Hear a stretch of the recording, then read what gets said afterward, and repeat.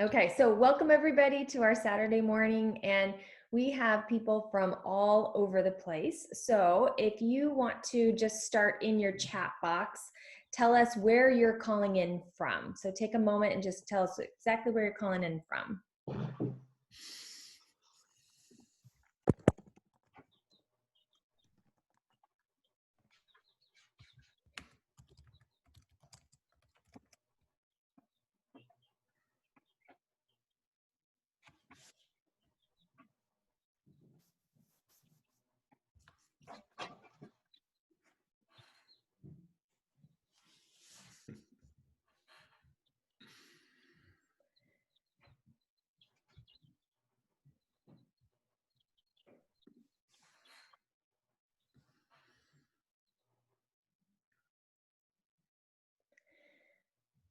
I love it, Kieran, that we are all over Washington, India, and Ireland. We are making our spaces here. Okay, so this week we have two of our neural education champions, and they are going to be bringing us a presentation where we can start thinking a little bit deeper about social emotional learning and how that connects with neuroscience. So I will let Gunnar and Allison introduce themselves, and then Gunnar, Allison, I will help you, with the challenge, and we will have a great session here. Go ahead. Allison, go ahead, you first. Yay, hi. So my name is Allison Abrahams, and I am a high school teacher. I teach science, and new adventures this next year for me in particular. I've been teaching science for 3 years after a career in zookeeping and outdoor education. And next year I will add acting to my list. So yeah, so kind of exciting things going on for me, and introduced to neural ed last summer, and just really fell in love with it. It made sense with my philosophies that I already had, but gave me a lot of science to really back it up. And so here we are. I just want to be part of the movement. I'm Gunnar Argo, and I teach English and occasionally a little bit of social studies at Enumclaw High School with Allison. I've been teaching for 7 years, and before that I spent about 7 or 8 years coaching track and field at the collegiate level. So I've had experience with working with students of various ages and various capacities. So I've always been interested in what motivates individuals. So looking at it through the neural lens has always been, something I've been curious about. So this has been a great opportunity for me. So that's who we are. So Missy, you want me to just go ahead and start sharing the screen and we'll go from there? Yeah, share your screen and then I will lead you off with our challenge. All right, so let me get things started here. Okay, so hopefully everyone can see the screen that we got on here. That's not what I want.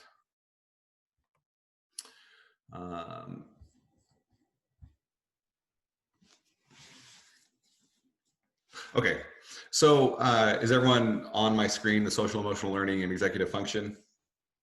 Yeah, it says reload. It's not working, huh?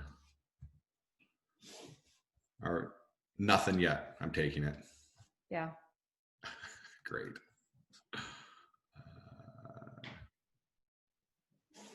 That's funny. On my screen, it was up.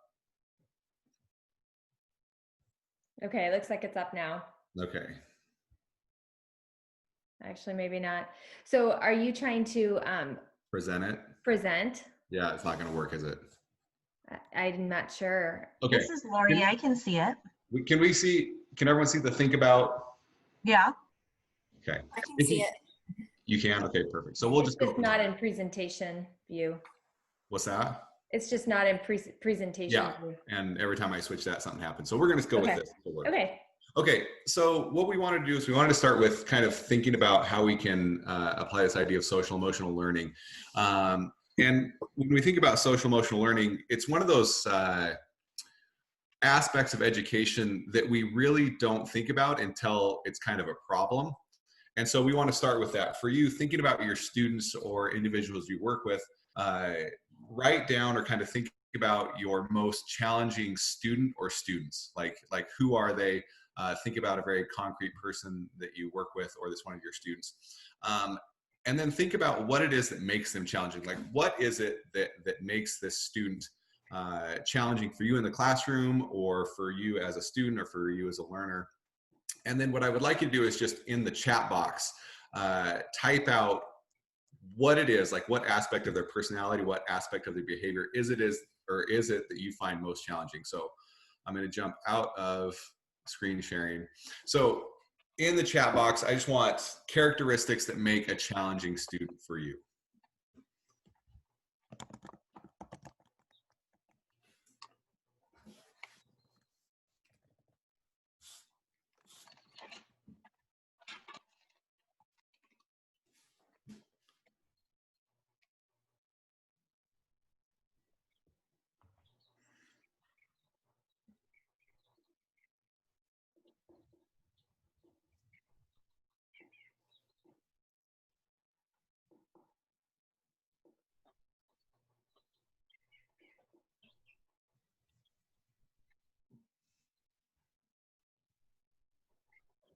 So when you look at what is being posted in the chat by our educators, very rarely, if ever, do we look at a challenging student as someone who is having trouble with the content or the material. Usually it's a behavior. And when you look at these behaviors, you're looking at things like inability to work well with other people, inability to control their emotions, inability to engage kind of with their peers, not wanting to be at school, closed-minded. All of these things are aspects of this social emotional learning. And so I'm going to jump back onto the shared screen.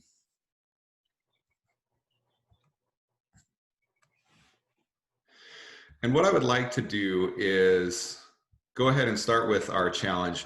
So here's the question, and this is kind of where we're getting into, is why is social emotional learning foundational for all learning? Like, why should that be the foundational piece or the first piece we address with students before we get into any sort of academic pieces? So what I'm going to do is I'm going to start this for 1 minute. You've got 1 minute to kind of answer that question on your own thinking. Make sure that I got everyone on there. I'm assuming we're all on the same screen again. You might want to give them a second to write down the question, Gunnar. Okay.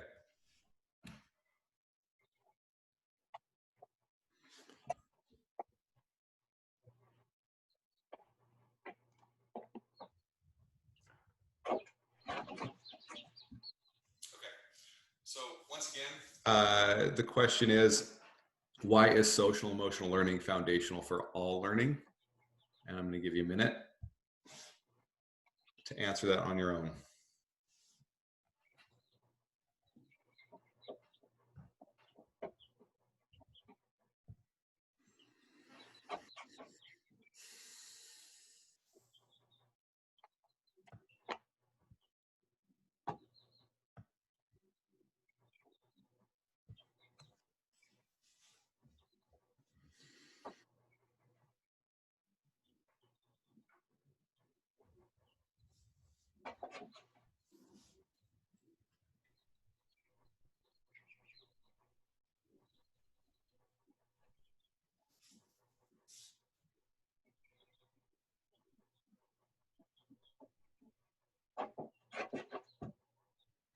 Seconds.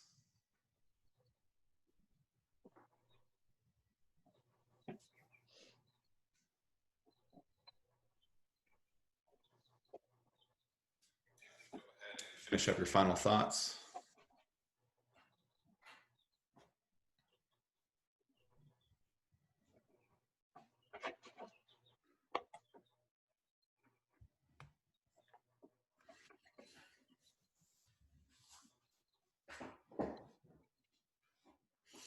Okay, so I'm going to have everyone go ahead and just start their screen again, just to make sure that we're all back and ready to go.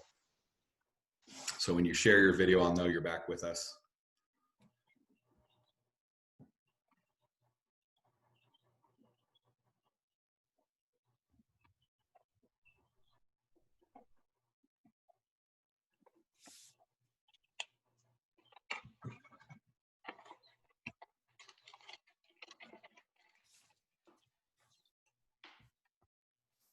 some people may not have video, Gunnar. Okay. All right. So what I want to do is I'm going to go back and we're going to move back to our presentation here. I included this slide, and Alice and I were debating on what we should use for this, but this is to get me thinking about my student that I had this year. His name was Dylan, and the only way I can describe him is as a train wreck. It was either this or a dumpster fire. I'm not sure which would be the more appropriate term, but when we talk about train wrecks as students, this is a student who I had him on the first day of school. About a week later, he was moved out of my class because they had to readjust his schedule because he was having problems with some of his other teachers. I think he had his schedule readjusted 6 or 7 times in the first semester and eventually came back to me. And the reason his schedule was being readjusted is he just could not interact with teachers. He would have outbursts in the classroom. He would stand outside their window and flip them off as he was walking by their classroom in passing periods, just constantly having these emotional outbursts. And he was a student who struggled academically, not because he couldn't handle the material or the content, but he could never get past those emotional outbursts. So when we look at social emotional learning, and when you look at what you put in the chat bar, most often they're going to fall under one of these categories. Self-management, social awareness, relationship skills, self-awareness, decision-making.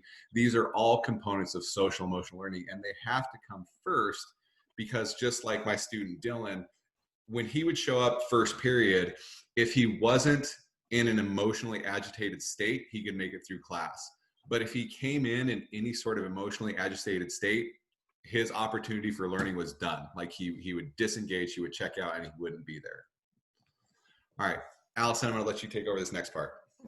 All right, so the first thing that I want to talk about is, Gunnar, you can keep sharing that if you want, or do you want me to share it? I'm going to put it in the chat bar, so you go ahead and answer. Oh, okay, great.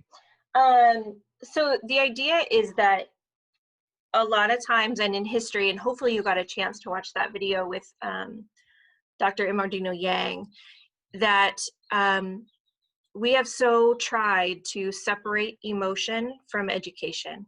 And what we're really learning, and the science is telling us right now, is that you can't. Really quick, I want to just sort of remind you of a part of that video if you didn't get to see it at all. Gunnar's going to put it in the chat, and the part I really want you to look at is minute 5 to minute 7. So we're just going to take a look at that. It'll either be a reminder for you, or we'll give you an idea of some of her research. She has been studying the effect of prefrontal cortex damage on how does that affect your learning, your academic learning. So I'm just going to give you a second to watch that clip, and then we'll come back together and chat. So just make sure when you watch it that your microphone is off so it's not playing on someone else's volume.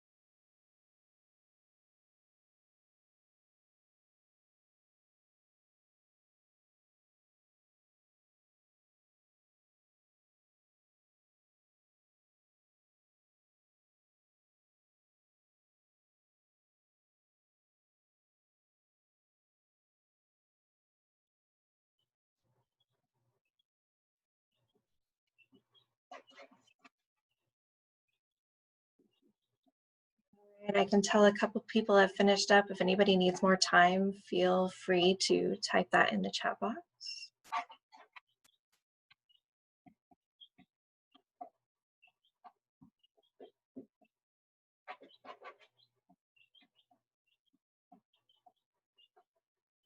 Excellent. So I really have recently sort of fallen upon her research.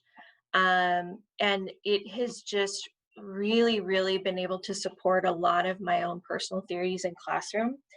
The student that Gunnar was talking about, Dylan, I was his final science teacher of the year. And the very first day of class, he came in to my class and said, "Oh, well, I'm here because I threatened a teacher." And I looked at him and I said, "So is that how you want to start this?" he goes, "Oh." And I didn't make a big deal out of it. And from then on, it was like, I let him get it out and we kept going. But I had this first inclination of, okay, what's going on with him? Because that's not a behavior that we would expect in someone who has that nice subset of social emotional learning. And so it became sort of my own personal journey to try and help this kiddo, work through those moments that he would have and outbursts that he would have.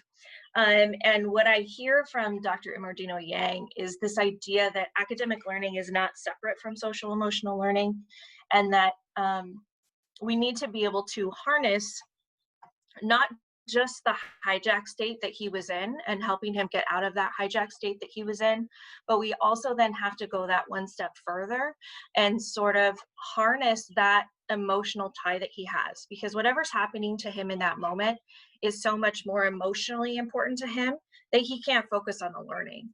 And if we can get to a point where we can sort of take over his brain in a sense, then we can get him to a place where he can capitalize on all that potential that we know that he has.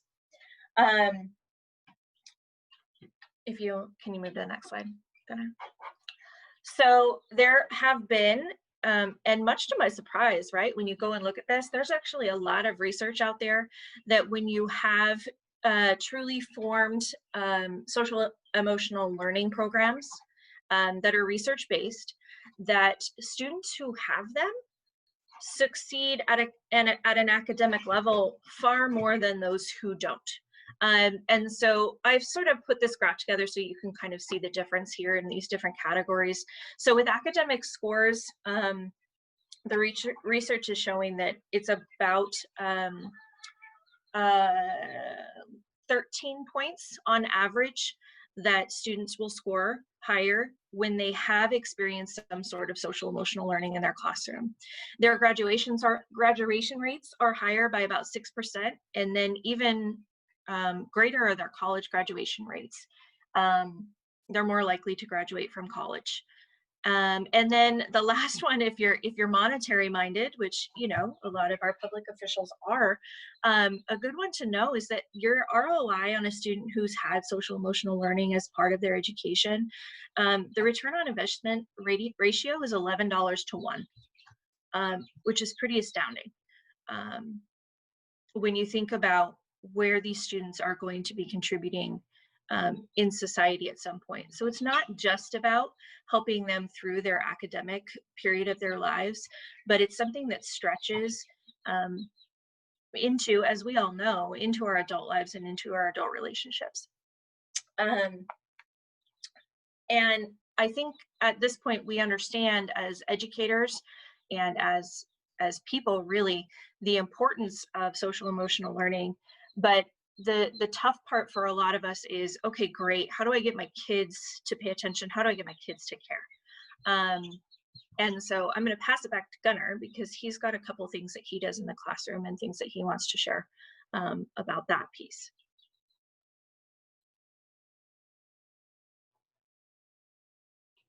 You're muted, Gunnar.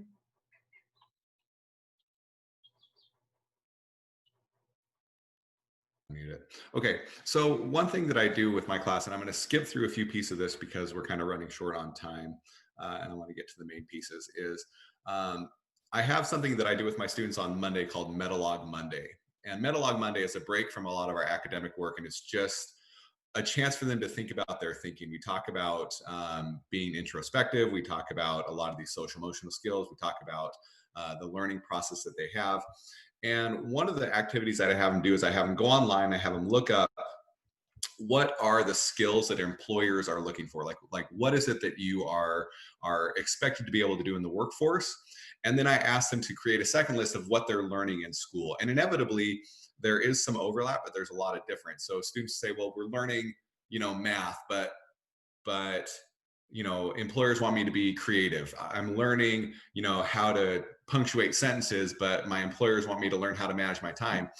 It's when we start thinking about all the stuff that they are doing in school is those soft skills, the soft skills of showing up on time, managing their time, being a self-starter, being able to work with their colleagues, being able to communicate. And when they start realizing that the skills underlying the academic portion, the hard skills, are also orthotic skills, then they begin to see that there is a correlation between those. And what I talk about is I ask them, are they practicing those soft skills in school? Are they practicing them in the classroom? Are they practicing showing up on time? Are they practicing communicating? Are they practicing managing their time? And then they start thinking about how that underlying process is a part of their education. And so I found a study that was done a few years ago by kind of a think tank. And what they did was they looked at various different fields of work, and they looked at new hires that were hired into those businesses. And what they found is of those new hires, 50% of them were let go within a year and a half. And of those 50% that were let go within a year and a half, only 11% of them were let go because they lacked the technical skills, the hard skills of that job. More often, they were let go because of soft skills. Now, go back and think about your troubling student. Imagine that student as an employee, doesn't show up on time, emotional outbursts, disengaged with their work, all those kinds of things. Those are the things that get people fired. So what we want to get to is this idea that social emotional learning is about teaching students to understand and manage their emotions. It's about looking at those underlying pieces of their behaviors and getting them to ask why I'm acting this way, or why I'm behaving this way, or why I feel this way, and then how can I work towards that. And so we gave you material on the cognitive model, this idea of helping students through cognitive behavioral therapy in order to kind of learn how to, once again, understand and manage their emotions. And what it really comes down to is this: is how do we create problems, and how do we change, or how do we take a problem and change it into a solution or a strength? And one of the resources that we gave out had to do with students with autism. And what's interesting is this has become a personal project of mine for personal reasons, working with students with autism or who are on the spectrum. And what you find is that their ability to handle some of these social emotional skills is a little bit different than your neurotypical students. But that doesn't make them a weakness. It makes it actually a strength if you learn how to work with it. So I have one video that I was going to show you, but I'm going to skip through it for the sake of time. But basically, what you're finding is a lot of tech companies now are targeting for their employees. They're actually going out and looking for students with autism. They're looking for students who are on the spectrum. They're looking for students who have what we consider to be challenges. They are either hyper-focused, or sometimes they have inability to focus. They will work obsessively on a project. These are the type of students that do very well in these technical fields. What would be a challenge in one aspect becomes a strength in another. And that's what we're talking about with social emotional learning, is finding out what it is that's creating these difficulties and challenges for students, and figuring out how you can teach them how to manage those and actually turn them into strengths and opportunities for the future.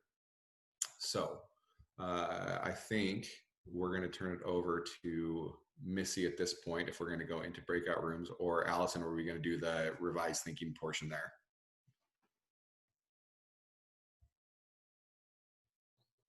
Missy, you're muted. someone muted me. Kieran, was that you? Okay, so let's pull up the presentation again so we can do our reflection. Okay. And the challenge, if you remember the challenge, it was why is social emotional learning foundational for all learning? And then you're going to answer these 3 questions. What was surprising to you? What did you know but now see in a new way? And then what do you want to explore further, or what do you want help with? So we're going to give you 2 minutes. Gunnar, if you want to start that timer. Okay.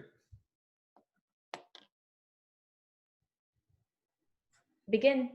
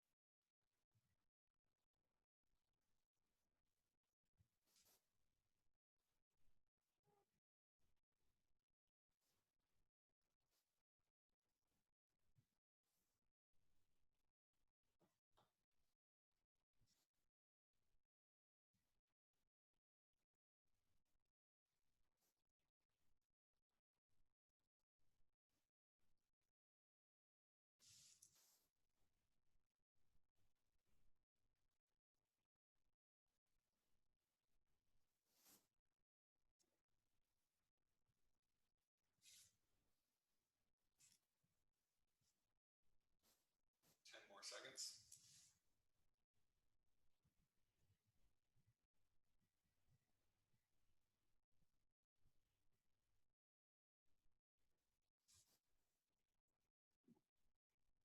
Okay, so time. Now what we're going to do is we're going to take a 5-minute break. So in that 5 minutes, get yourself a tea, take care of some basic needs, and then when you come back, you will already be in a waiting, or you'll already have a breakout room. So that breakout room that you go into, you get to decide when you get into it. Okay, so how much time do we have? 5 minutes. Take it. I'm setting my timer now.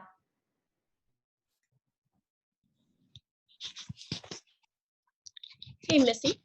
Yeah. Do you have a meeting ID link that I could put on my computer? I'm on my phone. Would not let me log in. It's a registration one. Okay. So you had to register before, so then it sends you your own personal link. Okay, yeah, and it did, but it wouldn't do it on the computer. So I don't know. I'm on the phone, so I guess that'll work. Okay. Yeah, that's interesting. I guess we better figure that out, huh? Yeah, it's fine. I don't know why it did it. It worked last week. It's fine. Huh. So yeah. Maybe you've got a Wi-Fi issue. Thank you. It seems okay, but truth is stranger than fiction sometimes. Yeah, think good technology. So what happens when you click on the link? What happens? I just put it in the chat. For me, Yeah.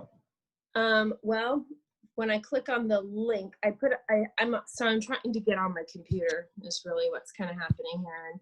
Oh, you know what? I know why. Why? And you just brought this to my attention. Because the link that you use, you can only enter with one device. Okay. Yeah. Well, And that's a way to prevent people from getting in and hijacking your sessions, which we've had several times. So we're trying to tighten it up. things down a little bit. Yeah. Right. So yeah, that's probably what happened is I was trying to get in. I thought, I'll try it on my phone. Now I can't get in. Yeah, No. and so Bharat just gave you that link, and if you register again, then you can come in through a different link with your computer. Perfect. Yeah. I will look in my inbox. Okay. So Actually, Can when I, Oh, go uh, ahead, Bharat. do you think that's how it works? Because when I clicked on that link, it just said join the meeting in progress and let me in right away. I don't know. Did you register previously? No, Oh. yeah. So I just got the link, which was what Kieran sent out on Thursday night. And I clicked on it. You had to register though. You couldn't have gotten him without registering. Well, I mean, I registered and joined the meeting all at the same time immediately. I didn't pre-register. Yeah, that's fine then. But if you register previously, then it won't let Yeah, you. yeah. Then you get another link probably. Okay. So Missy, you're saying that if I take my link that you sent me, I can't put that on WhatsApp to somebody else to join. You can send them the registration link Okay. and then they can register. Are you trying to get Yeah, Esther likes me to send it to her on WhatsApp because I don't know, by her email doesn't work, but I'll try to get that sorted out with her. you see the So link she that didn't. Bharat put in the chat box? That's the Yeah. registration link. So you can send that to her. Yeah. Okay, that's the one I have. I'll go ahead to my breakout room. I won't be able to type if anybody wants to pick me today, but you know, anytime I can help. Oh, okay. Gunnar and Allison are running it. So Perfect. May I say something completely off task? of course, Lori Donati. I'm sitting right in front of my window and a whole herd of deer just came up to our yard. Like some I've never seen before. It's a sign of something. It's kind of amazing. There's all these babies and there's this gigantic male and I'm so distracted. I'm so sorry. I was trying so hard to stay like uber focused, but I totally lost all focus. Lori, I think I saw you see them because I saw your whole like reaction when you first saw them in the breakout room. I mean, look at how many. Can you see Wow. That's amazing. Sorry, I got so distracted. I'm really, really, really apologetic. I think So that's why my face is like, "Ah." So tell us about your reticular activating system, Lori. Yeah. Yep, this is all I can see now. Oh dear. Yep. Okay, They're so leaving. we're coming back and there were two groups and I'm really interested to hear champions how the two groups went with you guys each had like 11 or 10 or 11 people in them, so I'm curious about that, which we can talk about later, but we're going to focus on who is the reporter. And the reporter, just a reminder, is the person that will share out what was surprising, what did you know about Senior New Light, and then what do you want help with. So Gunnar, Allison, which one of you guys wants to go first?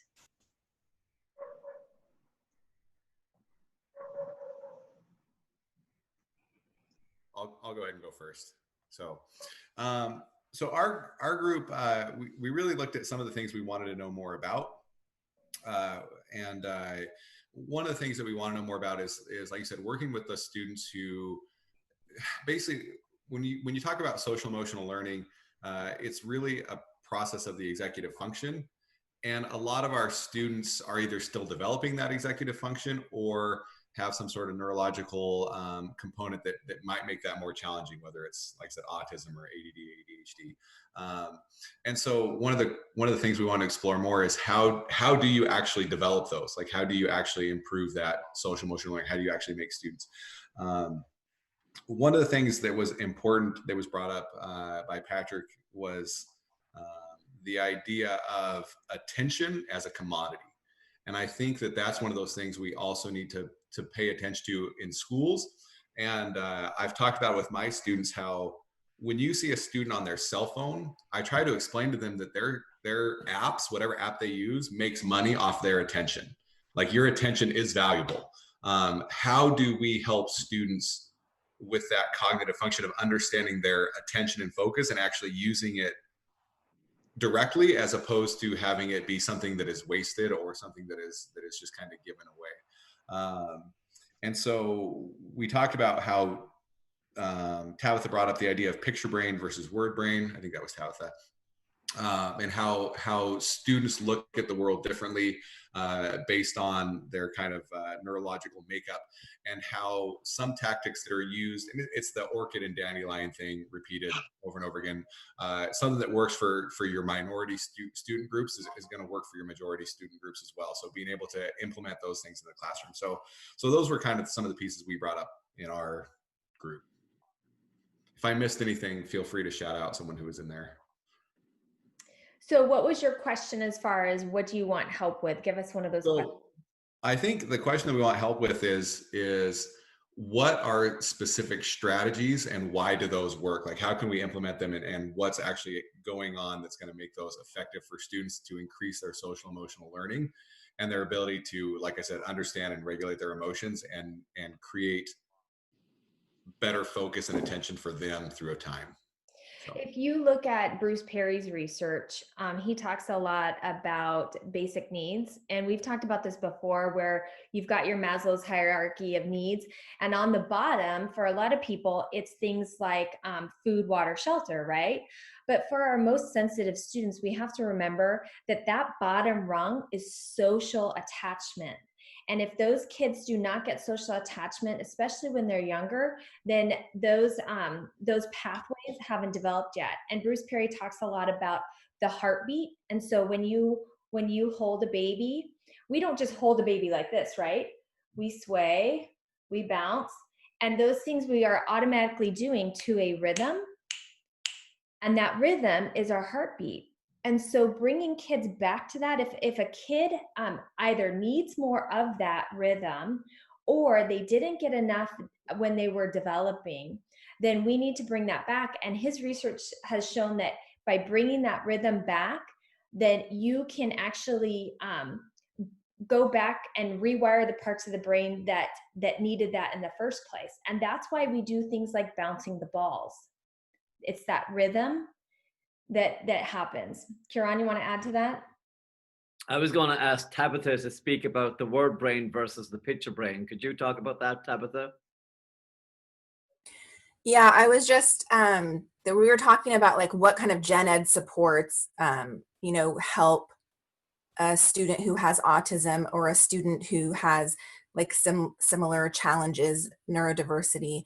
And so for a student with autism, we often say picture brain.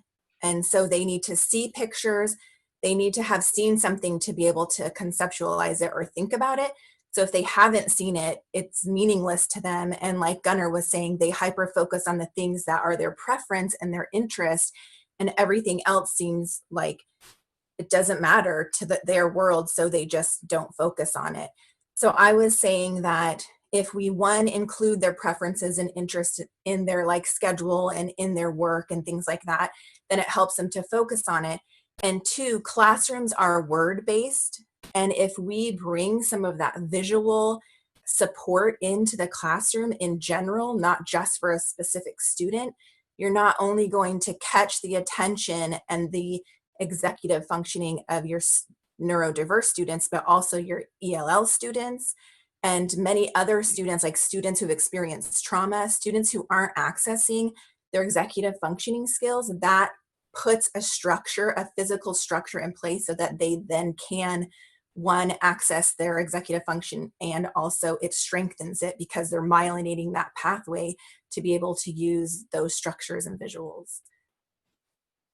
And that's why it's hard for a student with autism to find success in a gen ed class, because it's word-based and not picture-based, and their brains just don't work like that. So we start teaching our kids, once parents give us permission to talk to their student that they have autism and for them to know that, we don't talk about it necessarily as autism. We talk about picture brains and word brains. We ask them which one they have, and they always say, oh, picture brain. Like that realization, that's just how my brain works. And then they're able to start advocating for themselves and say, I need to see it. They can't just hear it or see the words. They often need to see it. How do And you do that's, SEL with picture brain? I'm trying to get a sense of that. how do you do what? SEL. Yeah, so SEL with picture brain, they need to see, if we want kids to be able to recognize their emotions, then they need to see the emotion with the word to it, not just say happy. Like everybody knows what happy is, or everybody knows what sad is.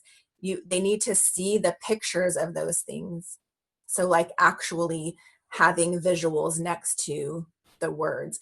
And I mean, that helps everybody. I like a visual when you're presenting. I mean, how many visuals were in the presentation today, right? And that keeps our attention, keeps us engaged, and allows us to kind of see what is being talked about.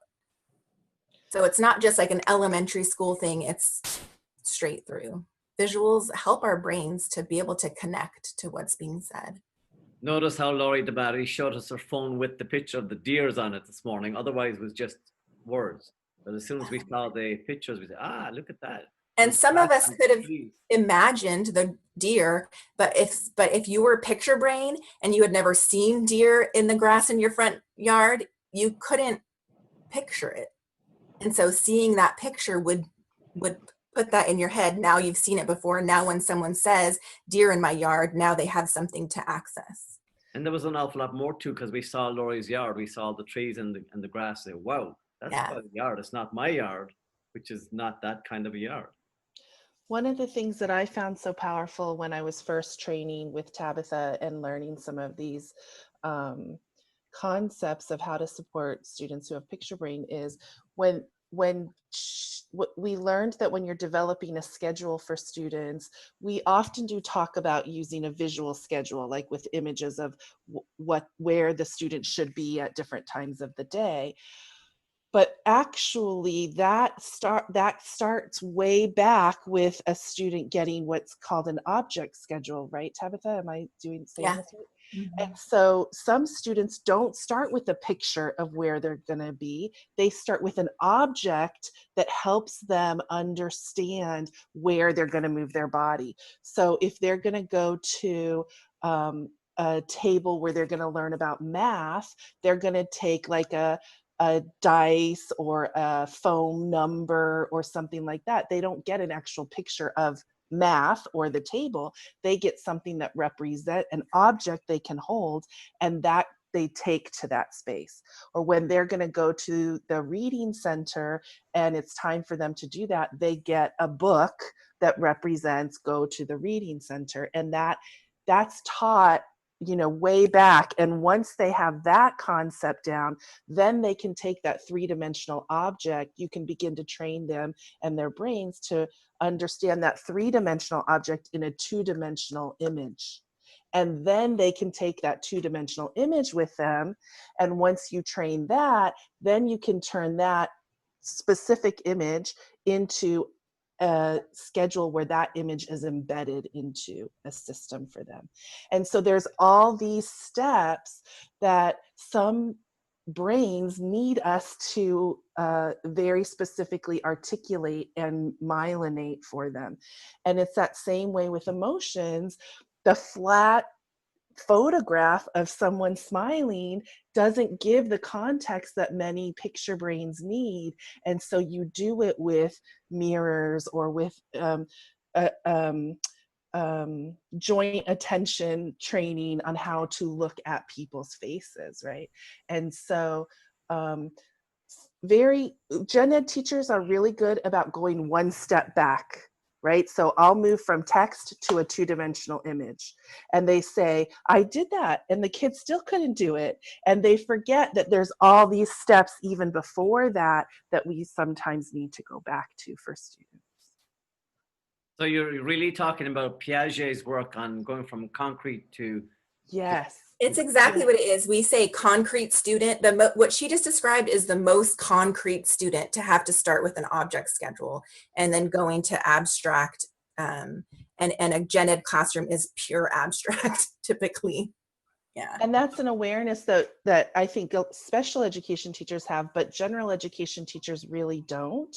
And so actually Tabitha and I a year ago really fleshed out that and developed a 3-hour training around that sort of. It's not about just students with autism, it's about concrete learners and the movement across that spectrum to abstract learning. And it's a mistake for us to assume that all students can actually go to the conceptual, because they may have missed the structures being built around the concrete very early back at home from the parents, and also at their early learning in schools. And very quickly, students, even at a very young age, especially at a very young age, will develop defense mechanisms around survival in classrooms that don't look like typical or expected behaviors. Mm-hmm. All So right. I just wanted to add, so I teach kindergarten, and I feel like in kindergarten, it's very easy to go backwards, not even just a step, but a couple steps. But I feel like as kids get older, that's when we forget that maybe they do need to go a couple steps back. I think we start to dismiss and just assume that they can do things that maybe they really can't do as the students get older and older. Yeah. So I think that's an important reminder as the kids get older that they still may need those steps back. Yes. Yeah, and I agree with that. I teach 6th through 8th grade. I have a special education room, and every year looks different because of the different kids that come in. And this year I had to go calibrate back a little bit, and then we moved on a little bit, and then I was like, you guys, we didn't calibrate enough. So we had like 3 separate like calibrations, and we finally found our jam probably mid-November, and then it was Christmas break. So it was like, and I think all teachers kind of do that, but I think this year was like really significant in my calibration. So, but for me, it's like, okay, we're calibrating, we're just going to change. And, but I assume that there are some teachers who maybe have a more of a concrete brain, and they struggle with that, but I always do it like this.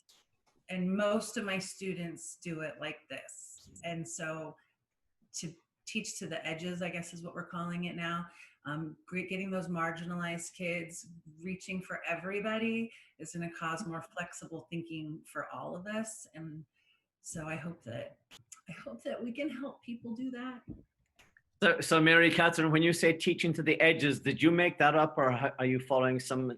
No, I'm in an inclusion group with our school district, and they're talking about teaching to the edges. And where did that edges come from? Any idea? I don't know where it came from. Mary Snyder, Tabitha. Is it got to do with the edges of adaptive expertise? Is that the same edges when we Did it come from Katie Novak? It's about universal design for learning. So like design your learning for the, like she's saying, marginalized group, the edges that don't get caught. If you grab them, you grab everybody. Yes. Sure. So it comes out of UDL. Yes. Yeah. And it's basically dandelions and orchids. Right, and so if we teach to the orchid, you're teaching to the edges. Yeah, it's exactly what it is. Yeah, exactly. Because the same word is used in Surpassing Ourselves with Scardamelli and Bereiter when they talk about reaching to get outside the comfort zone, taking a risk and all of that. That's getting out into the edges, because you don't want to be routine expert, you want to be adaptive expert. And I think it's the exact same kind of thinking. It's just that they use the word edge, and I'm wondering if they're. I'm remembering our conversations, Kieran, about the edge of expertise, routine and adaptive expertise. I think this is when I think about what Mary Catherine said, that teaching to the edges, I picture that bell curve, that we used to talk a lot about, the bell curve, and, teach to the middle. And now what we understand is that you either have to widen that middle, because that bell curve isn't, really working for anybody. And you have to understand that it's actually over here is where you need to be teaching. Right. And if you do that, then encompass the middle. So I think it is more about the dandelion and the orchid, like teach to the orchid and you're going to get all the dandelions. Good. Thanks for clarifying that. That makes a lot of sense. And Kieran, know that when we went to our breakout rooms, I mentioned the dandelion and the orchid. I didn't let them. Okay. Good. Behind.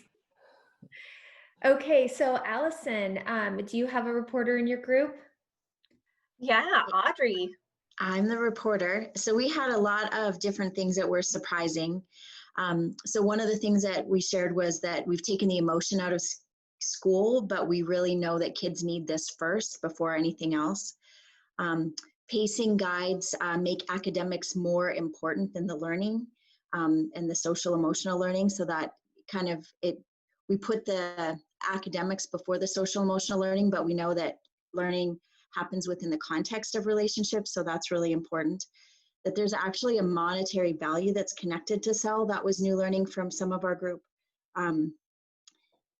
That students who have exceptionalities in their thinking are actually students at some of our tech companies are looking to leverage those skills that they have and those natural abilities that they have.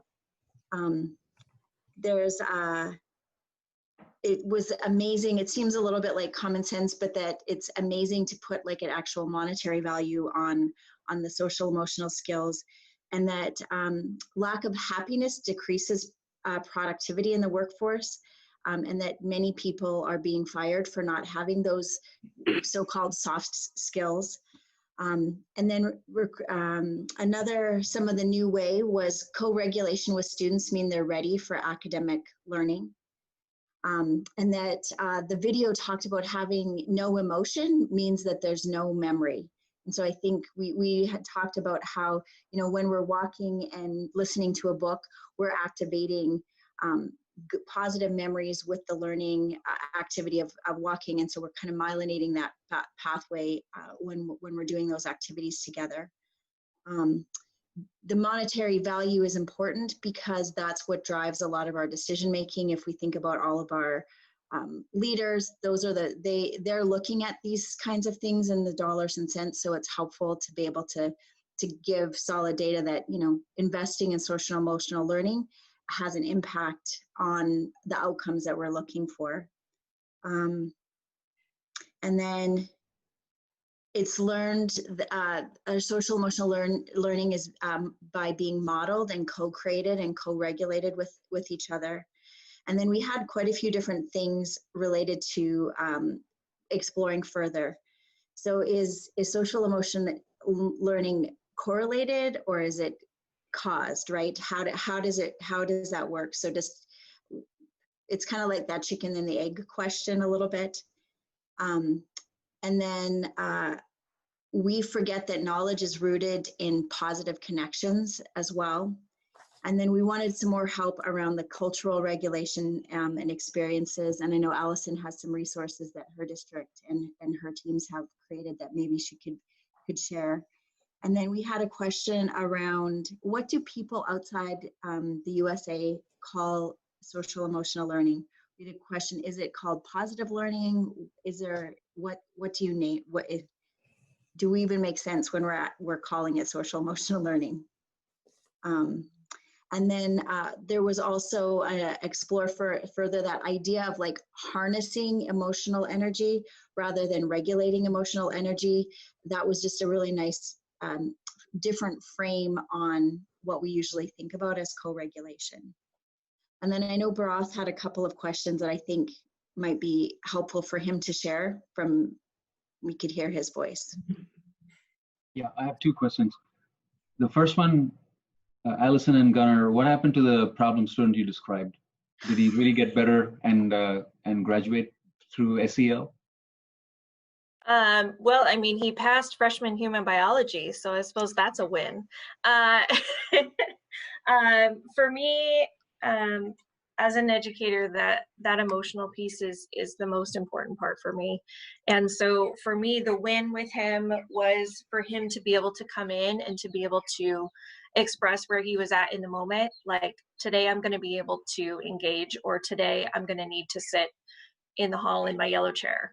And by the end of our year, as it was, we were at that point. He could come in and he could verbally, which is something he could not do before, tell me where he was at, and then do what he needed to do for him on that day.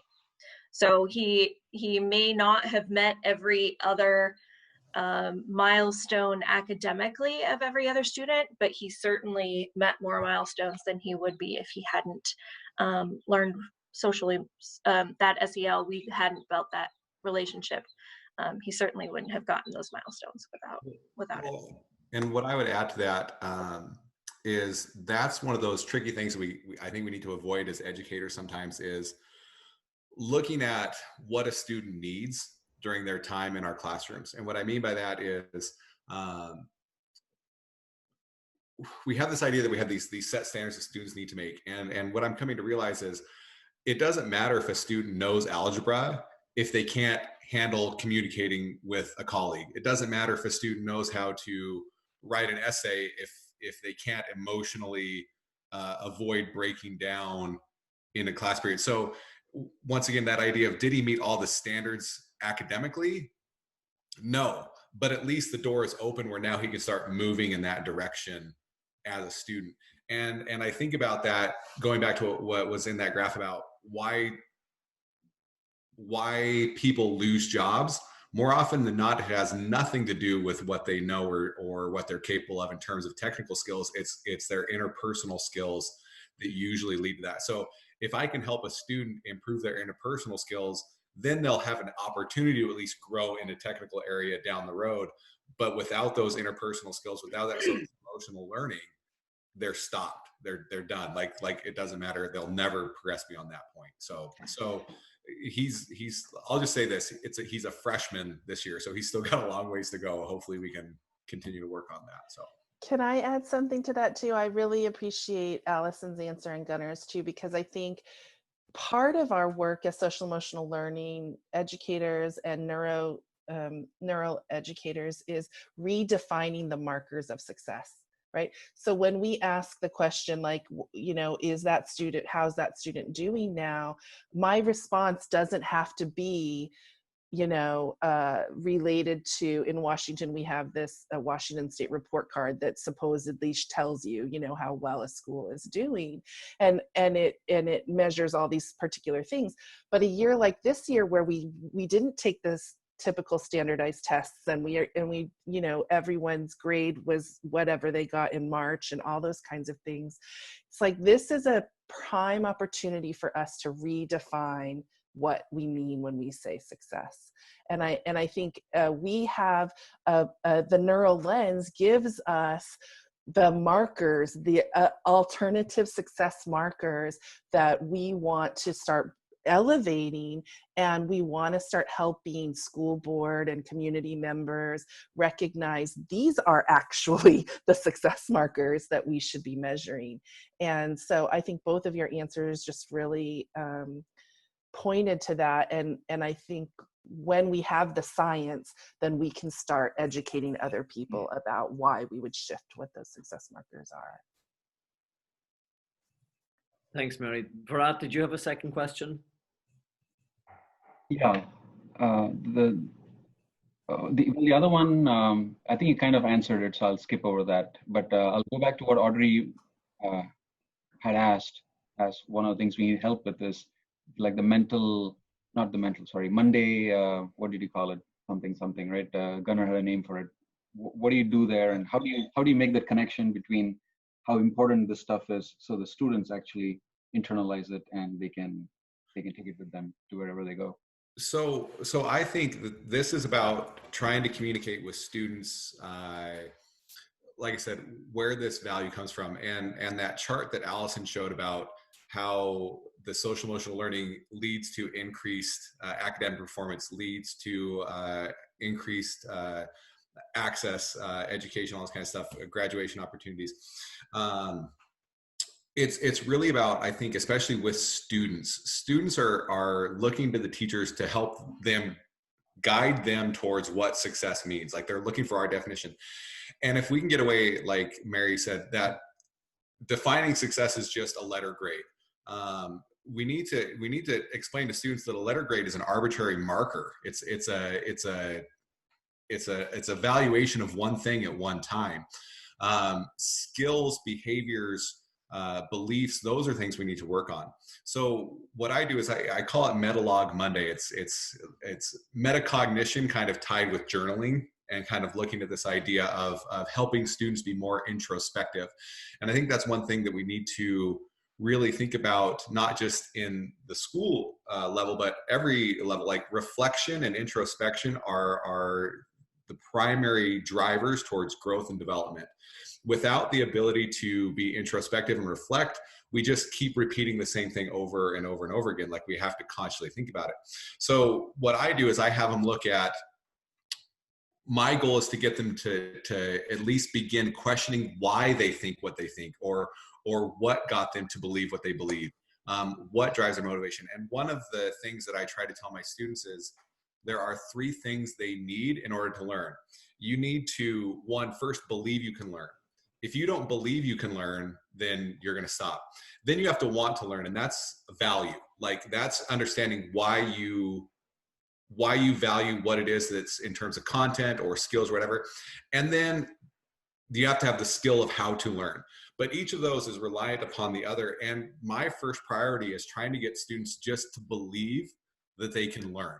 Like a lot of activities we do is just showing that you can develop, because by the time they get to the high school level, a lot of students have become so ingrained in their own idea that they cannot learn because all they've ever gotten is bad grades up to this point, that what's the point of trying anymore?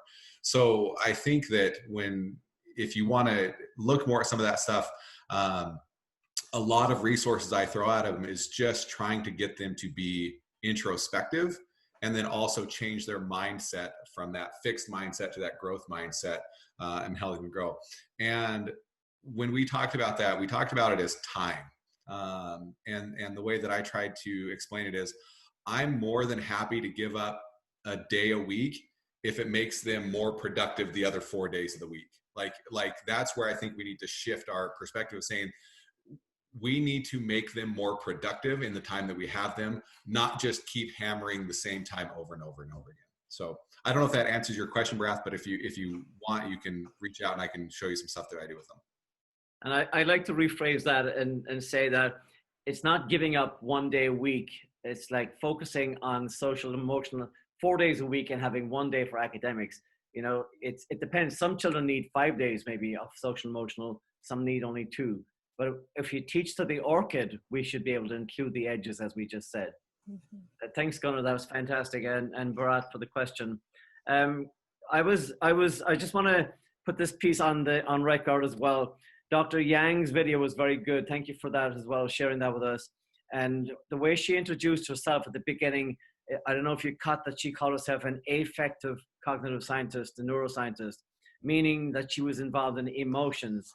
And the reason in my book that we end up not having affect in our classes is because back in 1903, when Thorndike did the law of effect, the very first law of learning, which means that if I do something and I like it, I'll do more of it. If I do something and I don't like it, I'll do less of it. That was the law of effect. And it was spelled A-F-F-E-C-T, the law of affect. But very quickly, he was told by psychologists, you can't have cats expressing emotion. So they changed the A to E. It became the law of effect. And from that moment on, we were involved in results then, as opposed to emotions. That happened at the very beginning of learning sciences.